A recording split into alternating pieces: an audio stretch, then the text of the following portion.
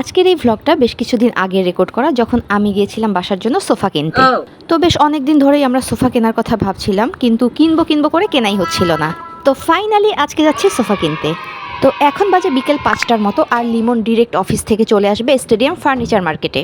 তো আমরা যেহেতু একটু কম বাজেটের মধ্যে সিম্পল টাইপের সোফা কিনবো, তার জন্য স্টেডিয়ামের ফার্নিচার মার্কেট হচ্ছে বেস্ট অপশন।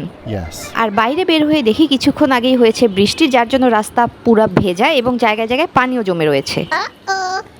স্টেডিয়াম যেহেতু আমার বাসা থেকে ওয়াকিং ডিস্টেন্স, তাই আমি হেঁটেই যাচ্ছি।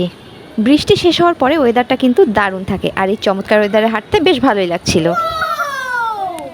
তো লিমন আমাকে স্টেডিয়ামের যেই গেটে যেতে বলেছিল সেই গেটে না গিয়ে আমি ভুল করে অন্য একটা গেটে চলে গিয়েছিলাম।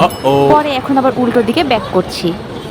আর ওই যে স্টেডিয়ামের গেটের সামনে দাঁড়িয়ে আছে লিমন। এসে দেখি সে ফোনে অনলাইন মিটিংয়ে বিজি। তো আমরা গেট দিয়ে ঢুকে গেলাম ভিতরে, আর এইটুকু রাস্তা হেঁটে আসতে আমি গিয়েছি পুরা ঘেমে।